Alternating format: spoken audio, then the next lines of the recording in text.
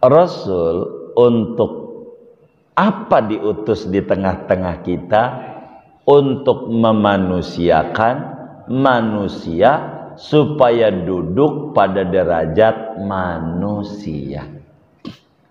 Rasul supaya kita manusia nih benar-benar manusia. Bahasa Pak Harto, manusia seutuhnya, membangun manusia seutuhnya. Apa itu? Misi Rasul memanusiakan dirinya sebagai manusia supaya duduk pada derajat manusia.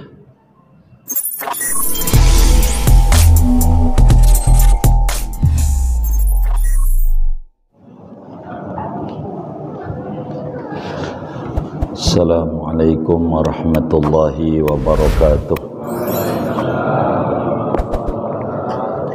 Bismillahirrahmanirrahim. Alhamdulillahi rabbil alamin. Wassalatu wassalamu ala sayyidina Muhammadin wa ala alihi wa sahbihi ajma'in.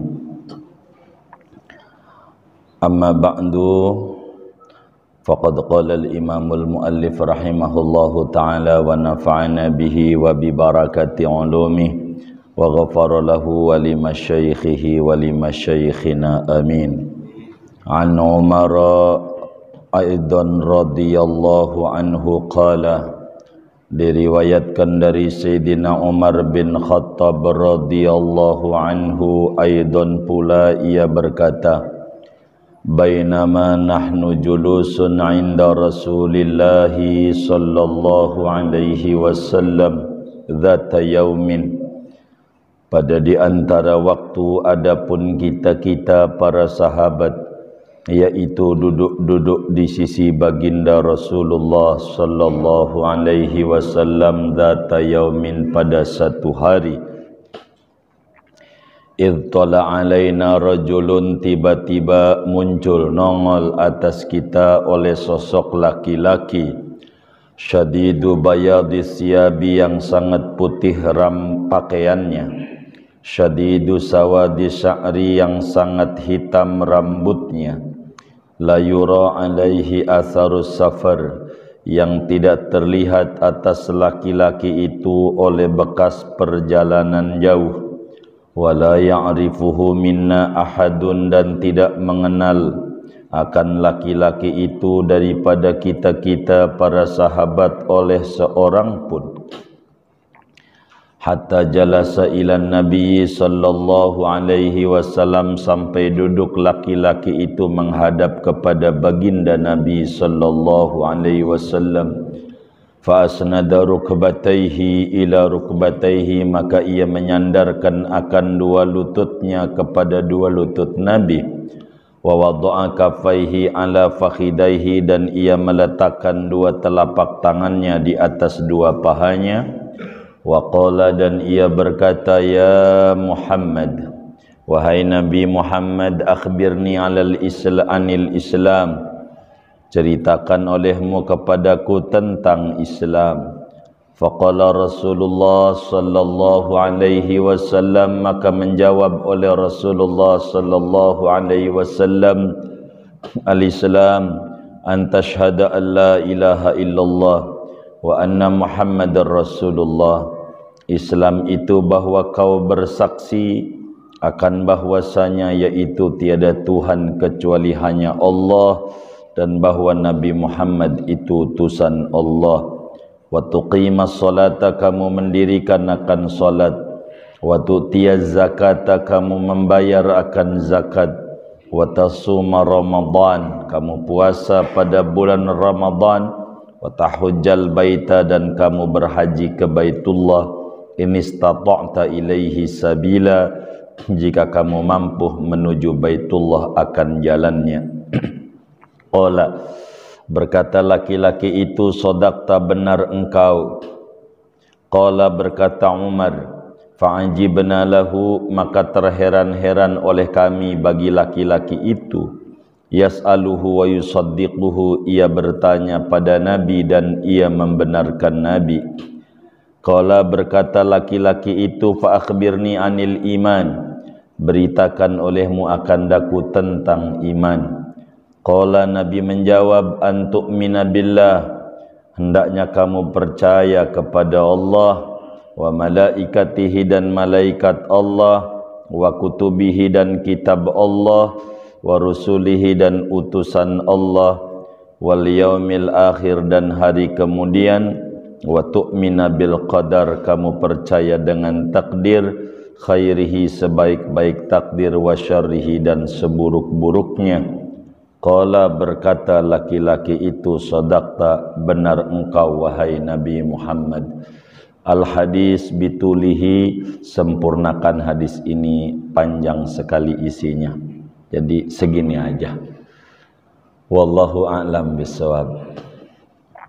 Saudara sekalian yang mulia, malam hari ini kajian kita masih membedah hadis nomor 2 daripada 42 hadis yang ada dalam kitab Arba'in ini.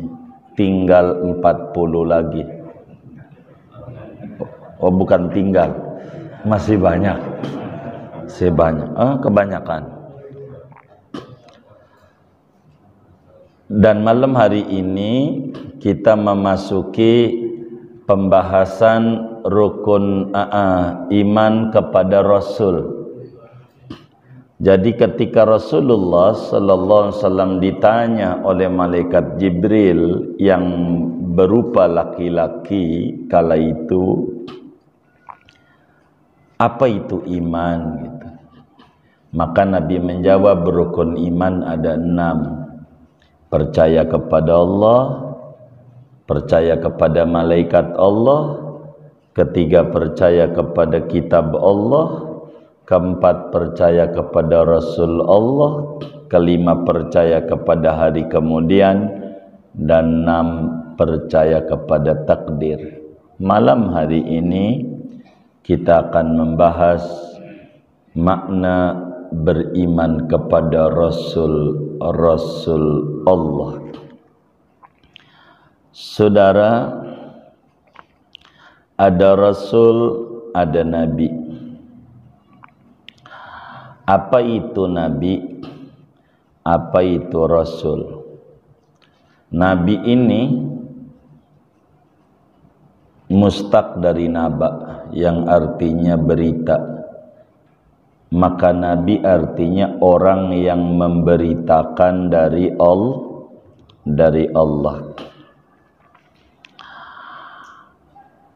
Apa itu Nabi? Nabi itu insanun dzakarun hurrun uhiya ilaihi bi syar'in walam yu'mar bi tablighi, fa in umira bi tablighihi farasulun aidan. Yang namanya Nabi adalah seorang manusia, bukan malaikat, bukan jin, berjenis kelamin laki-laki manusianya. Ketiga, merdeka, bukan hamba sahaya. Keempat, yang namanya Nabi diberikan wahyu oleh Allah tentang syariat, namun tidak diperintahkan untuk menyampaikannya. Sehingga Nabi sifat pokoknya 3: siddiq, amanah, dan fatanah. Bila sang Nabi itu diperintahkan untuk tabligh, menyampaikan ajaran-ajaran Allah, perintah dan larangan Allah kepada hamba-hamba Allah terkait dengan wahyu syara, maka namanya Rasul. Jadi Rasul itu sifatnya ada tabligh, Bedanya nabi dan rasul pada urusan kalau tidak tabligh namanya nabi. Tapi kalau tabligh menyampaikan misi risalah namanya rasul. Jadi setiap rasul pasti nabi, namun tidak semua nabi rasul. Manusia yang paling tinggi bila dia berpangkat soleh, kaum solehin, itu manusia tinggi kalau soleh di mata Allah. Kesolehan itu berbeda-beda, maka yang tinggi namanya wali. Wali itu pasti orang soleh. Wali ini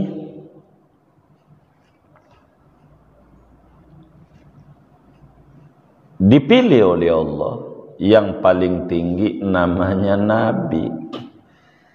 Kalau bedanya wali dengan nabi, kalau wali bisa diwirid orang biar jadi wali. Kalau nabi enggak bisa. Pangkat hak prerogatif Allah.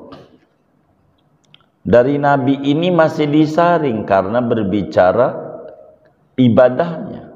Yang paling tinggi rasul. Maka rasul itu adalah tentu manusia yang soleh, yang alim, wali, nabi. Jadi ini pilihan. Jadi kalau ada orang soleh, pastikan dapat pengajaran dari nabi, dari rasul. Kalau ada orang jadi wali, berarti dapat pengajaran dari rasul. Tabligh. Tanpa tabligh tidak bisa. Karena itu saudara sekalian, ini rukun iman keempat, iman kepada rasul ini. 4 ini bukan ranking. Cara penyebutan, penyusunan turunnya wahyu kepada kita. Jangan sampai kita punya pikiran nomor 2 malaikat, nomor 4 rasul. Berarti antara malaikat dan rasul tinggian malaikat. Enggak, bukan itu. Tinggian rasul. Tapi kenapa nomor 4? Ini urutan dari Allah kepada kita.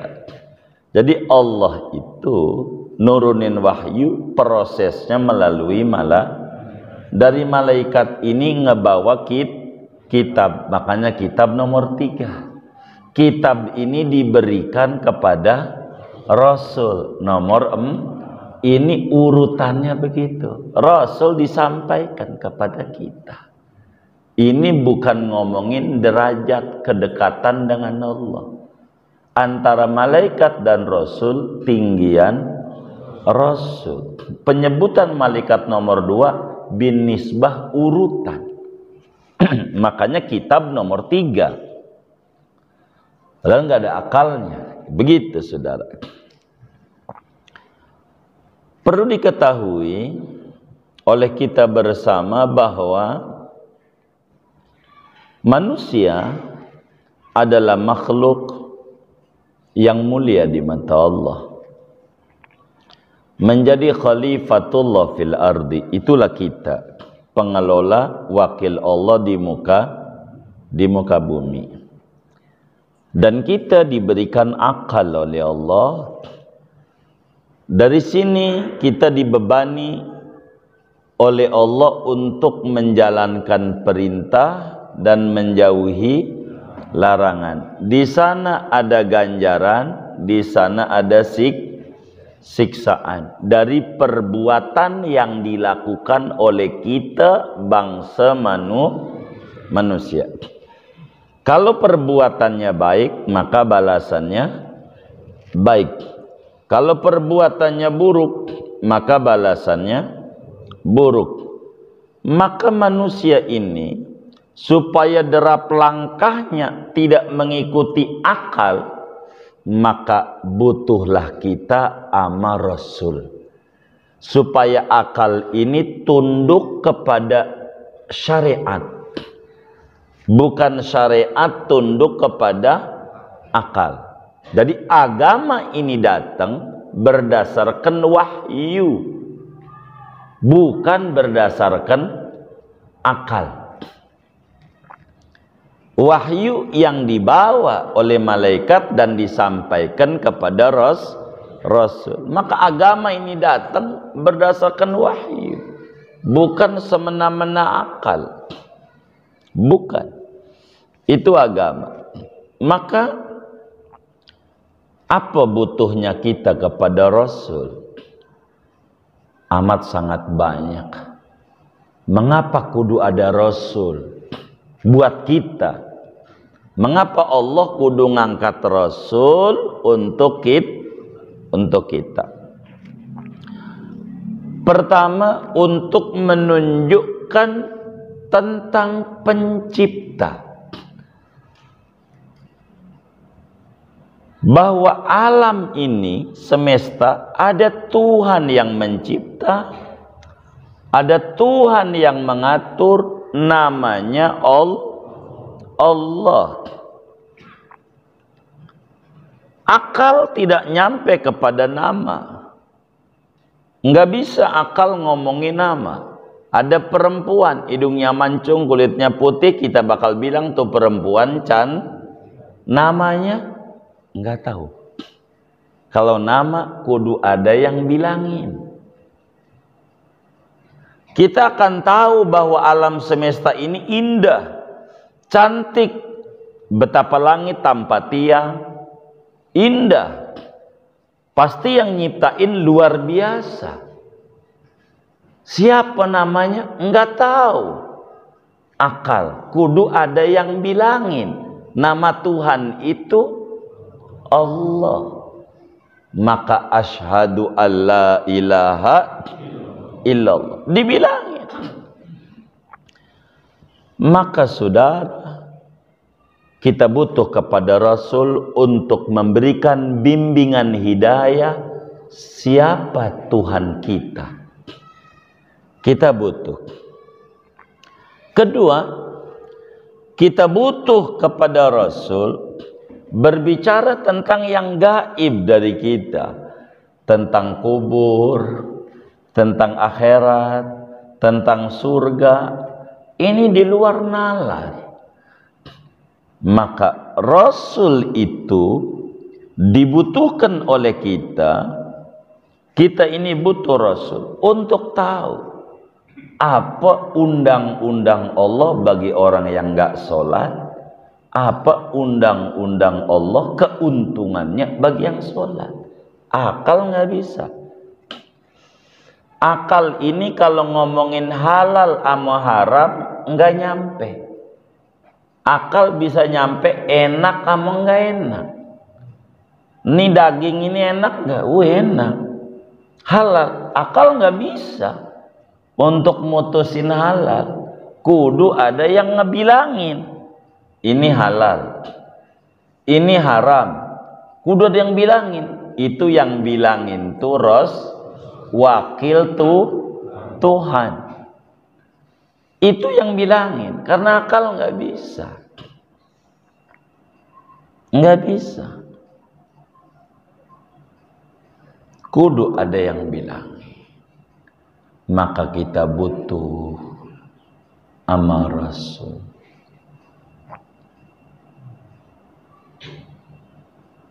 Mana bagi butuhnya kita ama Rasul ini, saudara, sebagai penghibur luka dan lara pada kita.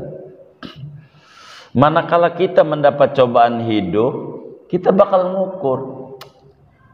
Kita masih ringan, enggak kayak Rasul. Nabi Ibrahim kudu dibakar, Nabi Nuh sampai naik perahu kudu bikin dulu, Nabi Musa dibuang, diusir, Nabi dilemparin batu. Kita enggak lah. Maka cobaan itu ringan. Rasulullah 3 hari nggak makan, nyari duit susah. Kita biar kata corona masih makan, pensiunan masih makan juga. 3 kali sehari, itu juga belum kepala kakap Geraha Raya, sayur asem Pondok Karya dimasak, sayur asem Joglo belum juga. Itu begitu, saudara. Maka untuk menuju sebuah kebahagiaan nggak bisa, kudu ada yang bilangin.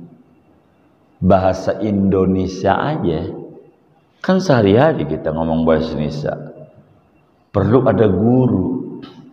Ada guru bahasa Indonesia sampai ujian bahasa Indonesia. Ujian gak? Ujian bahasa Indonesia. Padahal sehari-hari kita ngomong. Karena cara ngomong, cara titik koma enggak gampang. Jadi supaya sempurna kalimat itu kudu belajar titik koma kata demi kata. Begitu juga cara belajar kalimat hidup, kudu belajar tentang titik koma kehidupan. Kapan koma, kapan titik, kapan tanda seru, kita harus paham hidup ini.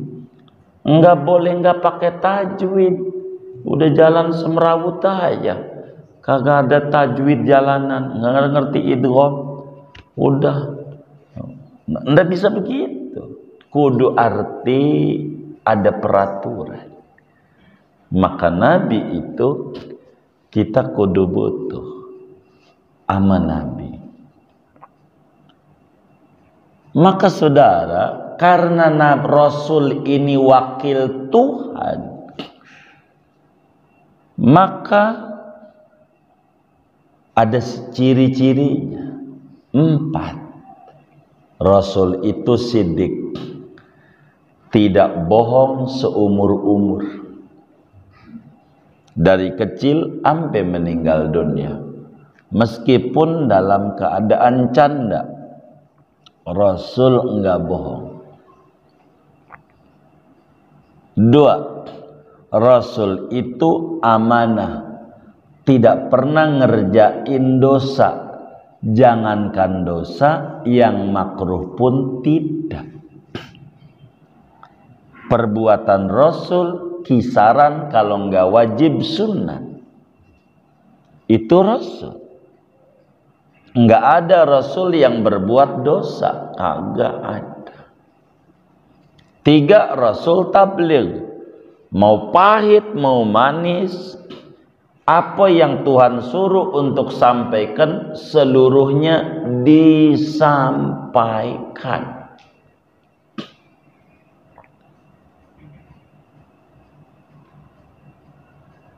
Keempat, Rasul itu cerdas, cerdik pandai, dan bijaksana.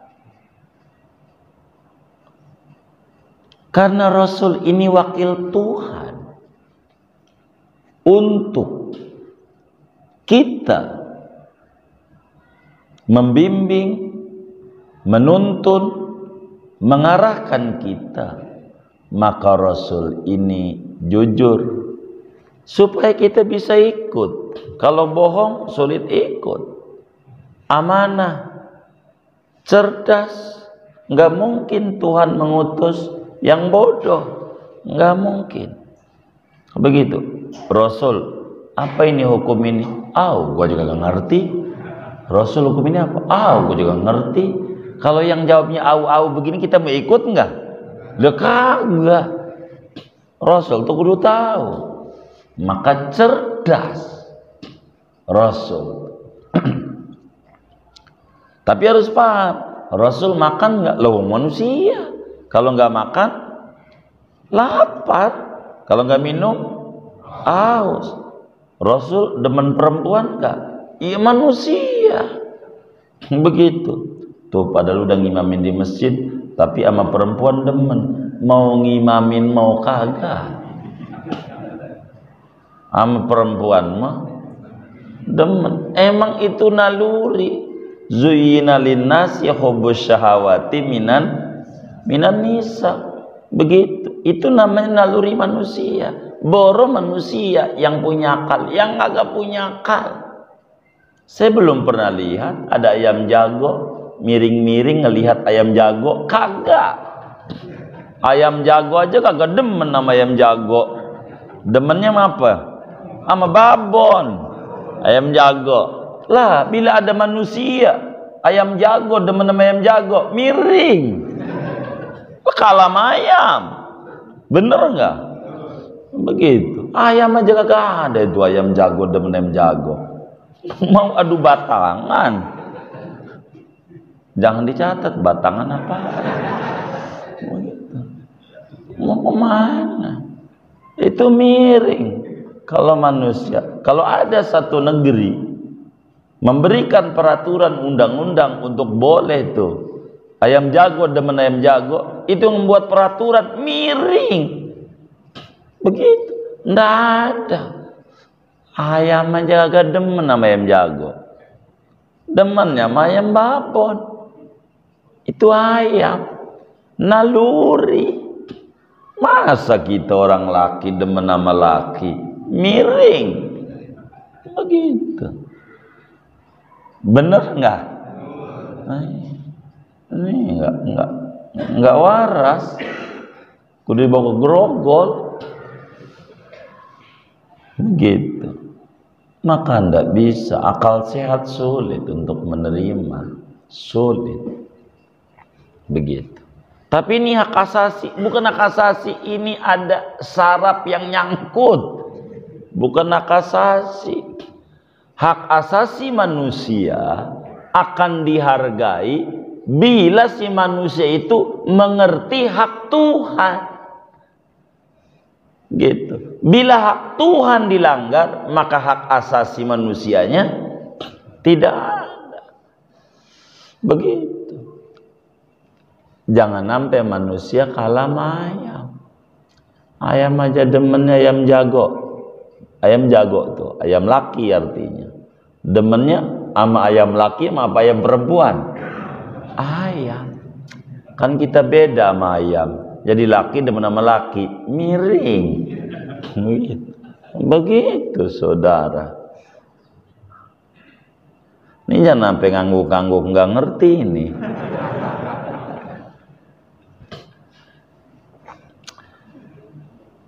Rasul untuk apa diutus di tengah-tengah kita?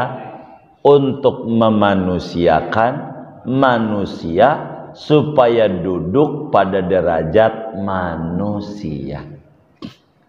Rasul supaya kita manusia nih benar-benar manusia. Bahasa Pak Harto, manusia seutuhnya, membangun manusia seutuhnya.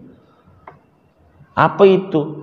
Misi Rasul memanusiakan dirinya sebagai manusia supaya duduk pada derajat manusia. Begitu. Cakep juga. Kan udah ditulis di belakang truk tuh. Enak zaman kuto. Begitu. Ada tulisannya. Maka kita pernah tanya sama orang tuh. Itu enakan zaman sekarang, enakan zaman Pak Harto. Dia jawab enakan zaman Pak Harto. Emang apa? Waktu itu bini gue masih muda. Begitu. Oh begitu. Sekarang nenek-nenek. Oh. Udah peot ya, udah peot ya Allah. Peot itu apa ya? Maka Rasul itu diutus oleh Allah di tengah-tengah kita supaya menjadi qudwah, supaya menjadi uswah, menjadi teladan. Kalau mau nyontoh bernegara, contoh bagaimana bernegara Rasul. Kalau mau nyontoh berumah tangga, contoh berumah tangga Rasul. Kalau contoh dagang, bisnis, bagaimana bisnisnya Rasul.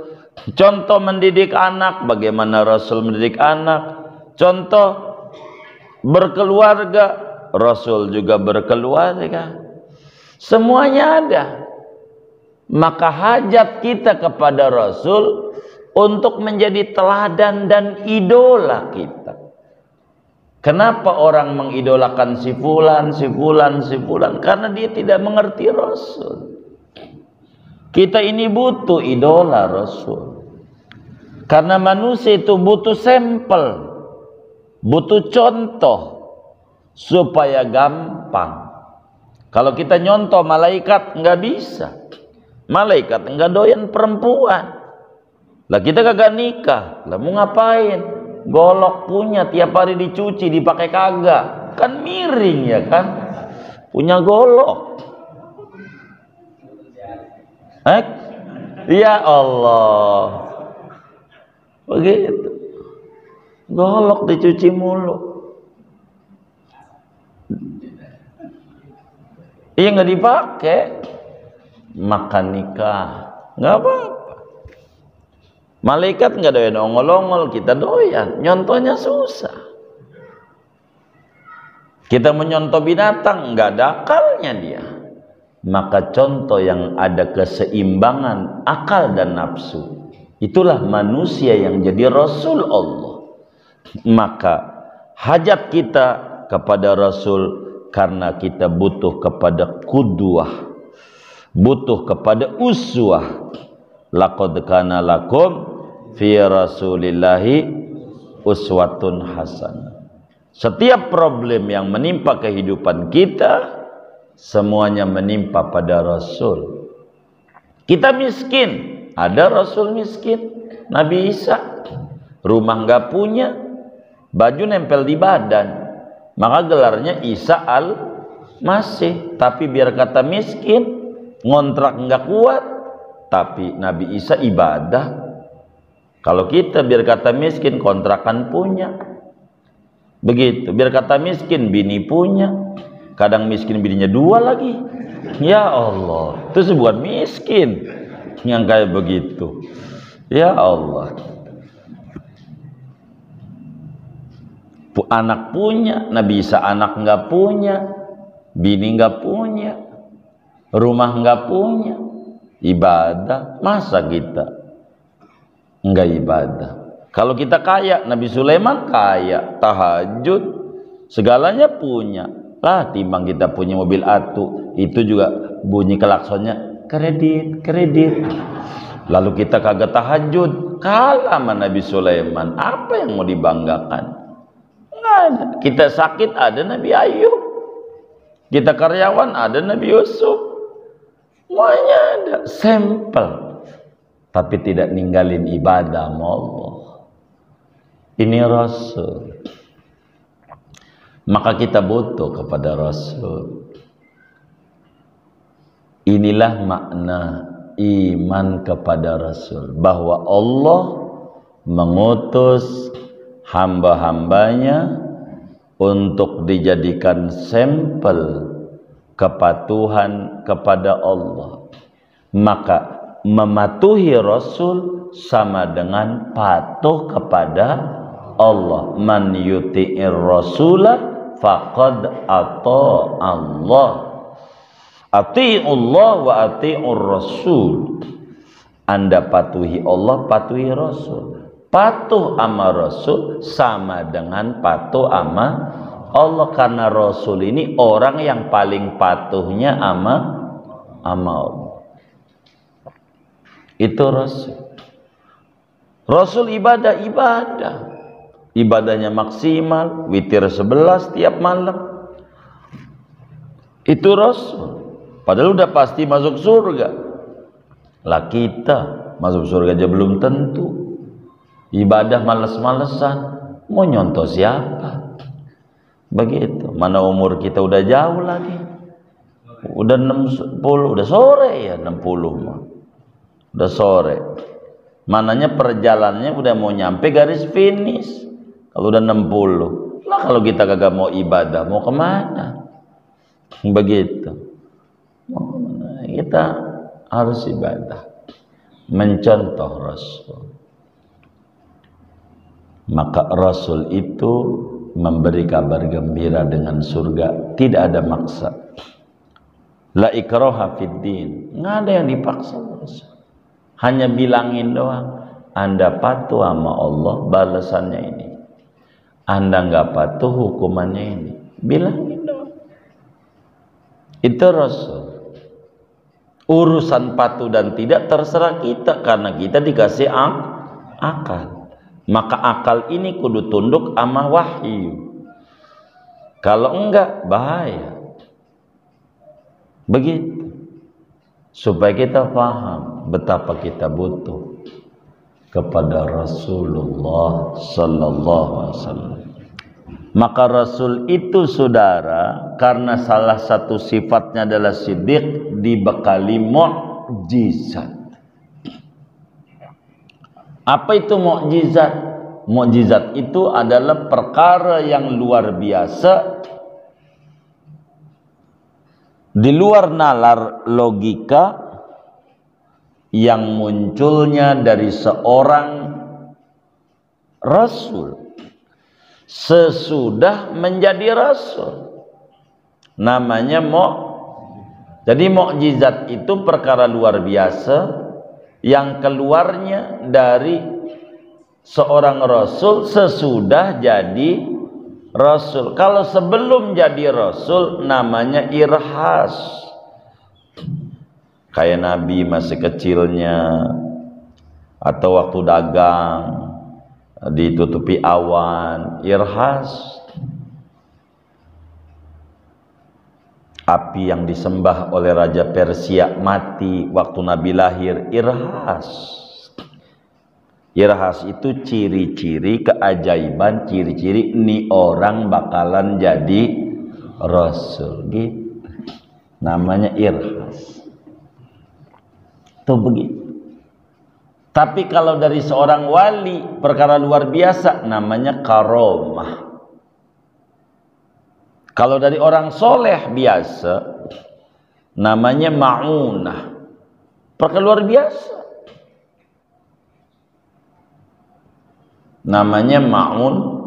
Sama-sama luar biasa, kayak rambut jadi. Kalau rambut itu, kalau di kepala namanya rambut. Kalau di atas mata namanya alis. Kalau di atas bibir atas namanya kumis. Rambut juga sih. Ini perkara luar biasa ini jatuh dari mana?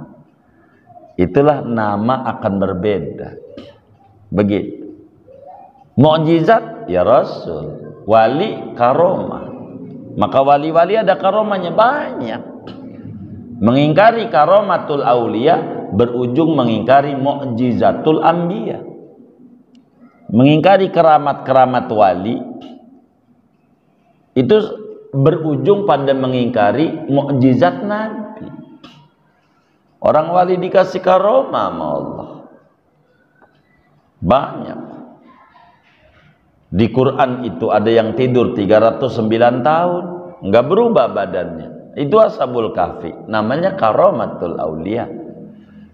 Perempuan bisa jadi wali? Bisa. Nabi enggak ada. Contohnya Siti Maryam. Siti Maryam tuh wali perempuan. Di kamarnya ada makanan yang aneh-aneh. Padahal kunci. Lapis 7 pintunya. Yang megang satu orang. Dia kagak narohin. Ada. Lamma dakhala alaiha Zakaria al-mihrab. Wajada indaha rizqa. Qala ya Maryam anna laki hadha. Qalat. Huwa min indillah. Inna Allah yarzuqu man yasha. Bighairi hisab. Ini namanya karomatul ulia. Ini Rasul. Maka saudara, ketika Rasulullah sallallahu alaihi wasallam ditanya, akhbirni anil iman, ceritakan kepadaku tentang iman. Iman itu apa? Kata Nabi, yang keempat, percaya kepada Rasul utusan Allah. Utusan Allah. Begitu.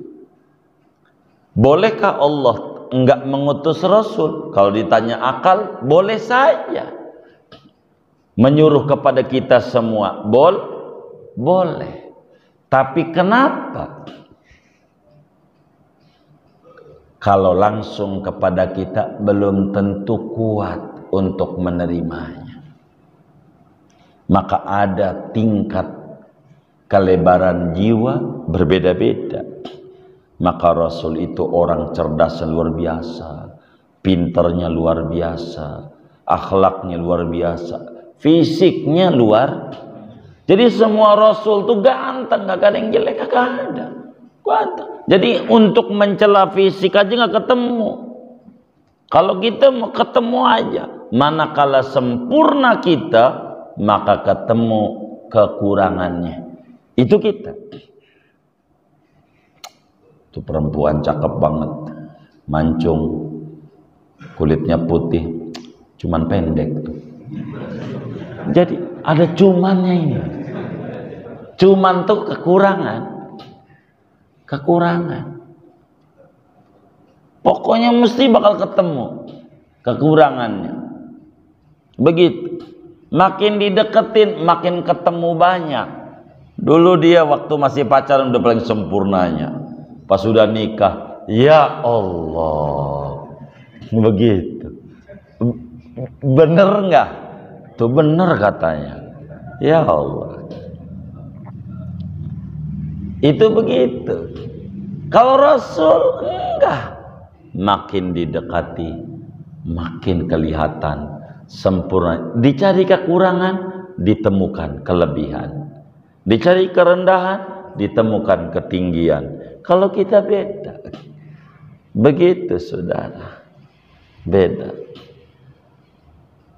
Karena itu ketika Rasulullah SAW ditanya, akhbirni anil iman, beritakan kepada tentang iman, Nabi menjawab, yang keempat, wa rusuli. Ada berapa Rasul itu? Yang muktamad banyak. Menyebutkan angka, ada riwayat angka, hadisnya sahih. Rasul 315, Nabi 124.000. Tapi yang paling cakep, ndak usah menyebut angka. Ketika Al-Quran menyatakan kullan naqussu alaik minhum man qasasna alaik wa minhum man lam naqsus. Di antara Rasul itu ada yang kami ceritakan, ada yang tidak. Pokoknya banyak aja dah. Gitu. Tapi kadang orang kita nggak puas dia omong banyak tuh. Pengennya lempengnya berapa? Susah. Maka Nabi 124.000, dari 124.000 yang jadi Rasul 315, yang diabadikan dalam Al-Quran 25 ini bakal disaring lagi, dapat gelar ulul azmi, sabarnya luar biasa. 5 Nabi Nuh, Nabi Isa, Nabi Ibrahim, Nabi Musa, Nabi kita Muhammad SAW. Dari 5 ini dipilih yang untuk menjadi raja paling topnya. 1 yang gelarnya Sayyidul Anbiya wal Mursalin, pimpinan para nabi, pimpinan para Rasul, yaitu Nabi kita Muhammad sallallahu alaihi wa alihi wa sahbihi wasallam. Maka saudara, Nabi kita adalah Nabi paling hebatnya Nabi. Maka Al-Quran puji kita, kuntum khaira ummatin. Anda itu umat terbaik. Kenapa? Karena nabinya Nabi terbaik. Karena nabinya terbaik, maka kita umat terbaik. Kita begitu, umat terbaik. Maka lanjutannya saudara, apa di antara misi besar bagi kita daripada Rasul? Menceritakan hari kemudian. Semua Rasul, dan itu bagian rukun iman yang kelima. Jangan malam ini begitu, gitu. Yang kelima Nasdem, itu partai. Ntar 4 kita masih ngomongin iman kepada Rasul. iman kepada Rasul. Misi Rasul tuh dua yang ditekankan kepada kita. Iman kepada hari kemudian dan iman kepada takdir. Dua ini hidup bahagia. Lalu apa maknanya iman kepada hari kemudian? Kapan itu hari kemudian? Kenapa disebut hari kemudian? Mulanya kapan hari kemudian? Penghabisannya kapan hari kemudian? Apa-apa isinya hari kemudian? Enggak bisa malam ini. Pak Guru Yakub begitu ya. Nanti aja. Dah segini aja. Buat tanya jawab aja. Ada yang ditanya mungkin dari materi ini atau di luarnya sebelum doa, silahkan. Allah.